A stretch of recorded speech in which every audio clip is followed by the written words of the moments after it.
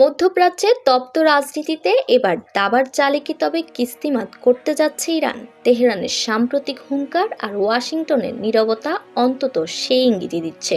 রোববার সামাজিক যোগাযোগ মাধ্যম এক্সে দেওয়া এক বিস্ফোরক বিবৃতিতে ইরানের প্রভাবশালী সামরিক বাহিনী আইআরজিসি দাবি করেছে, আন্তর্জাতিক অঙ্গনে আমেরিকার সিদ্ধান্ত নেওয়ার ক্ষমতা এখন খাদের কিনারায়।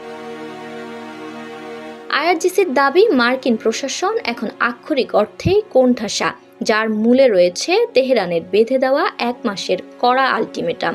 ইরানের স্পষ্ট হুঁশিয়ার, নির্দিষ্ট সময়ের মধ্যে নৌ অবরোধ প্রত্যাহার না করলে পরিণাম হবে ভয়াবহ।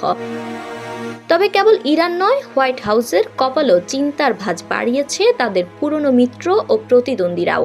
রাশিয়া ও চীনের পাশাপাশি এখন খোদ ইউরোপীয় দেশগুলো সুর পাল্টাচ্ছে ওয়াশিংটনের উপর। আইআরজিসির ভাষায়, মিত্রদের এই পাশ কাটিয়ে যাওয়া ট্রাম্প প্রশাসনকে একঘরে করে ফেলছে।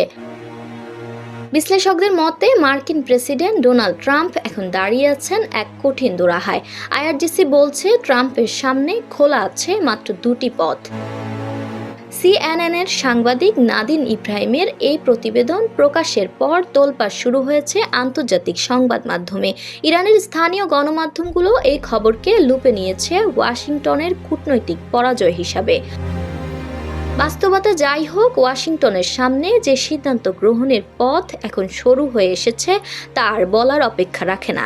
এখন দেখার বিষয়, তেহরানের এই আলটিমেটামের জবাবে ডোনাল্ড ট্রাম্প যুদ্ধের দামামা বাজার নাকি আলোচনার টেবিলে নতি স্বীকার করেন। Sadia Mirza, desk report, into 24 news.